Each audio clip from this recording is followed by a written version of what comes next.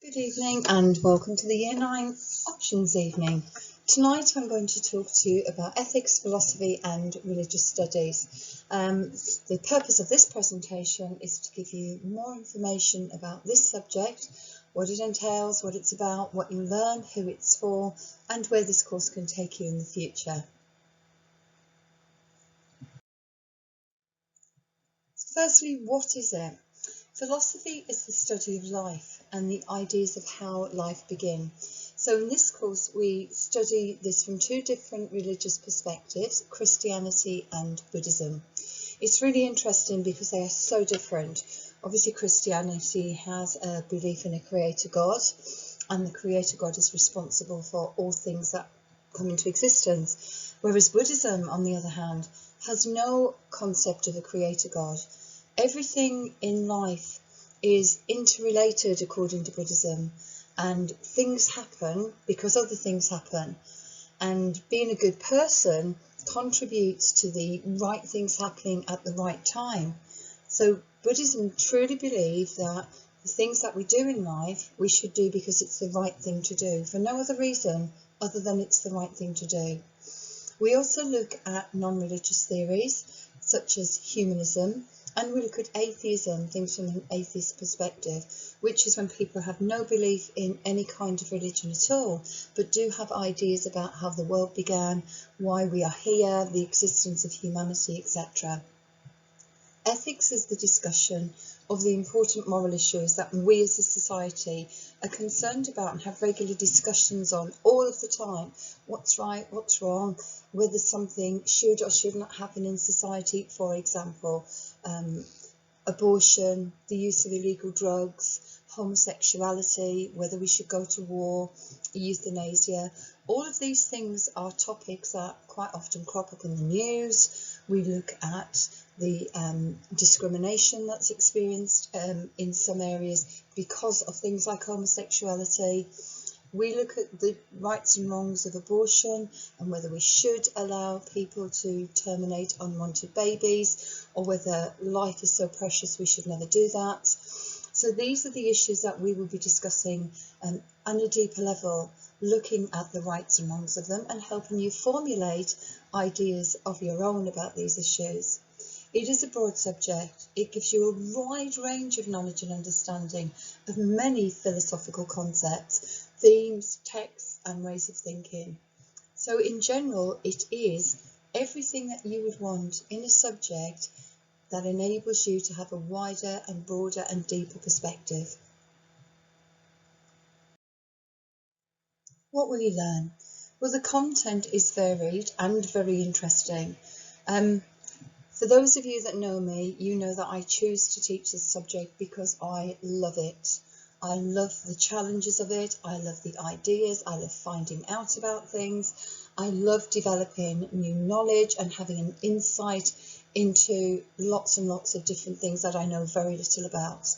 Religion is something I do know about because now, after all the years of teaching it, I've developed such a broad range of knowledge and understanding, and I absolutely love learning even more about religions I know still very little about. I've learnt lots about Buddhism, and the ideas within Buddhism are so interesting. It absolutely gives you a new view on key issues which we face in society. It will give you many transferable skills which will be very useful not just for now but for your future. It will help you in your everyday life and how you approach situations and problems that you're faced with, because you will have the tools to do so. You will learn how religion, philosophy and ethics form the basis of our culture and develop valuable skills that will help you prepare for further study. Without a doubt, you will learn how to debate, you will learn how to discuss, you will learn how to evaluate, you learn how to you learn how to counter argue, and you will absolutely be educated on different issues that you will be faced with on a daily basis. The key learning outcomes are quite simple. The exam board has put together a course that will help you develop knowledge and understanding of different beliefs, both religious and non-religious. It will help you develop a knowledge and understanding of different sources of wisdom, so holy books and texts, people within religions who have contributed to the religion, such as the Dalai Lama in Buddhism and the Pope in Christianity.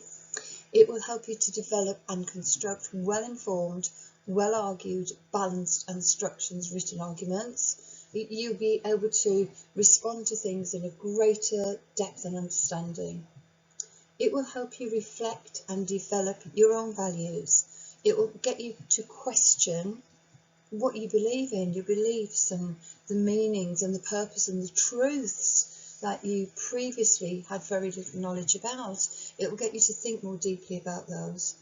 And it will contribute to your preparation for adulthood.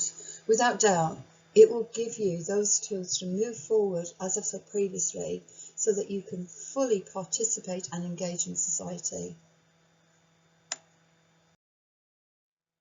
Who is the course for? Well, in my personal opinion, it's for everyone, because it just gives you so many opportunities to think differently. That is the first focus, that you will think differently, and it will change the ways of thinking that you might currently have and allow you to form your own opinions on things. It's for people who like to work out puzzling questions. It is for you if you like to discuss and debate issues that are current and relevant in today's society. It is for you if you are open to ideas, like to have your voice heard, like to have your opinions heard, and like to express your thoughts and concepts, but are also willing to take on board other people's. It is definitely for you if you like to challenge yourself. It's not an easy course. It is a lot of written work, but we do it in ways that make it interesting. You're not just sitting there copying down things. You will be discussing, you'll be sharing ideas, you'll be working in groups, you'll be working peer-to-peers and assessing each other's ideas. You will be standing up and expressing your views. We will be doing round the room work. We will be doing things that take us outside of the classroom. One thing it is not boring, but it is a lot of written work. So it is for you if you like written work and you like to do all of the things that I've just told you about there. It is for everyone, in my opinion, obviously. So moving on to the exams, we follow the AQA Religious Studies A specification. It's relatively new. We have only taken one group through so far from start to finish. Our current Year 11s are the second group through. It only started in 2018, so as I say, it is still relatively new. The reason why we've chosen AQA is because it's very well resourced. You can access those resources, which helps you then to consolidate your classroom learning and further promotes your learning. It is stimulating. The content is very good, it's very engaging, and it absolutely raises awareness of all of the different contemporary issues in society that we currently are aware of. So we've got things like terrorism. We look at terrorism in the Peace and Conflict Unit. We look at prejudice and discrimination. We look at both of those in the religion and life issues. We look at the use of animals in experimentation, abortion. All of these issues that you will hear about every day in the news are raised in this specification. So very current, very contemporary. So how are you assessed in this subject? Well, it's all exam. There is no coursework attached to this subject. It is 2 exams and it is the end of the course, which means in Year 11. The exams are usually a week apart and both exams are an hour and 45 minutes long. They are equal weighting, so they're worth 50% of the overall grade each, but you have to take both of the exams to achieve a full qualification. The marks are added together and the overall grade is determined by the 2 papers, meaning that you might do better in one, and say get a flight path 8 in one and only a 3 in the other, but they're combined, so you will still come out with a good flight path. And it absolutely allows you to make better than expected progress. There is no capping on it. There is no lower grade or higher grade that you can achieve. There's no minimum or maximum. You can achieve between that 1 to 9 regardless. There's no tier system. There is no entry, tiered entry for less or more able students. Everybody who takes this will be entered for the same exam. The examination looks like this. There are 2 types of question, AO1, which are simple responses, and AO2, which expect you to be able to analyse, evaluate and explain in detail. The structure is the same across all of the papers and all of the topics. It doesn't change. So you know you are going to get this type of questioning in every single paper that you sit. The biggest question is worth 12 marks and there is nothing above that. And that is the question where you have to show analysis and evaluation most to gain the top marks in that. Everything is practiced well in advance for final examinations. We do continuous assessment throughout. Most lessons there will be some kind of assessment questions integrated within the lesson. So it is continuous and those skills are developed and practiced all the way through. Past students who have taken the subject obviously take it because they're interested too. So what have they said about it? This is Nikki. Nikki was one of the first students to take the new exam, and as you can see, he said it gave him the opportunity to discuss really deep issues that interested him and intrigued his mind. He liked the style of learning. He enjoyed the subject more because of that. He recognised that there was lots of opportunities to work together, share his ideas, express views, and Nikki came out with a flight path 8, which was way above expected progress for him. So you can see that it is very doable and it is something that is very enjoyable.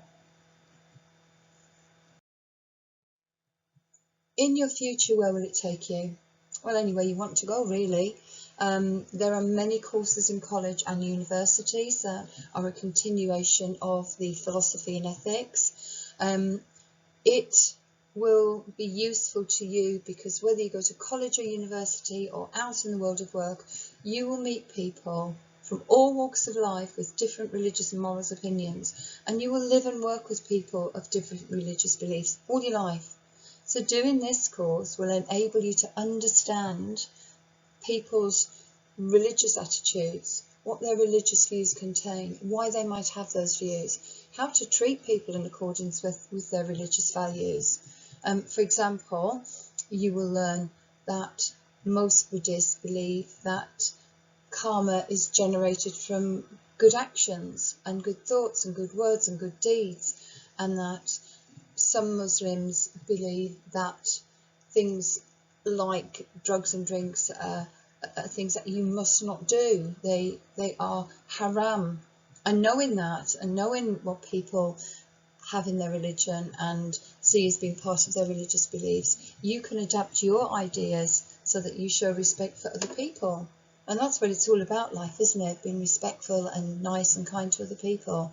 It will give you the skills to evaluate differing opinions and help you develop similar skills to your other subjects. So it will enhance your literacy skills. Studying the ultimate questions gives you a good foundation for dealing with religious and moral issues when you become adult. Still half asleep here, guys, forgive me. So this is what it will give you. Where will it take you? Well, as I said, there's university courses. Anglia Ruskin in Chelmsford offer philosophy as a full-time course.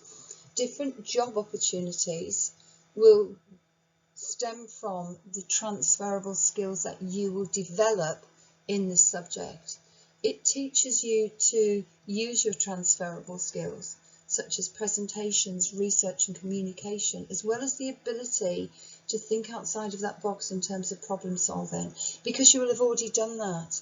You will have already broadened your perspective so you can understand what other people think, and you'll be able to use that in different areas so that you develop good skills for the jobs that you're going to do.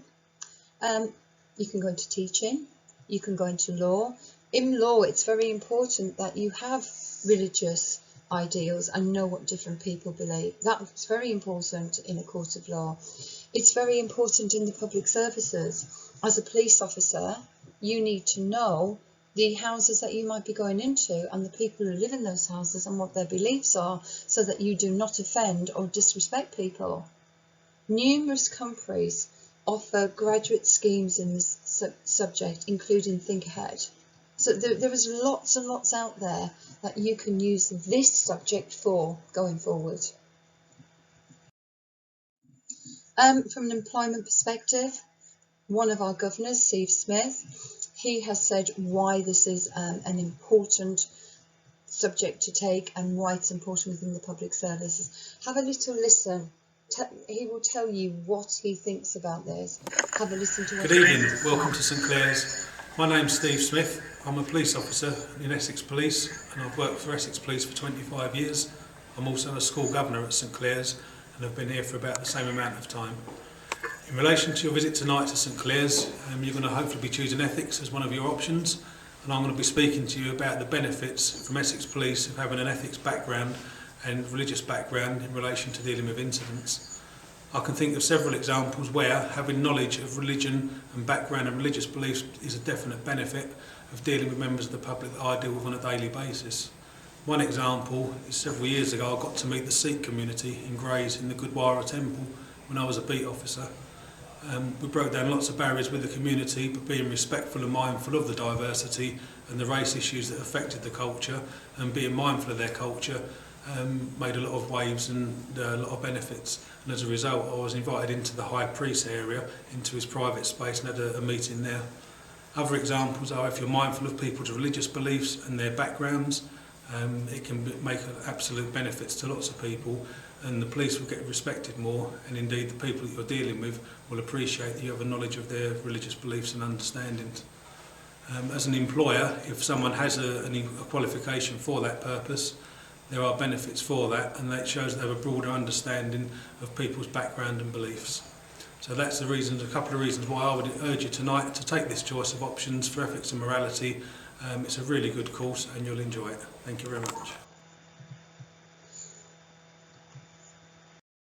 And finally tonight, I would like to tell you a little bit about our trip to Rome. We have run the trip to Rome for philosophy and ethics students twice so far. Unfortunately, this year's Year 11 were not able to go on this trip due to the pandemic, but all being well, we should be able to introduce this, if not next year, certainly the year after, when we have a little bit more of an idea of where we are in society and across the world with this pandemic and how well we have this under control. We do offer this in order to prepare you for your final exams. Visiting Rome has been one of the most amazing experiences that I have had in terms of travel. I love travelling, I'm well travelled, but Rome is, oh my gosh, it is such a beautiful city.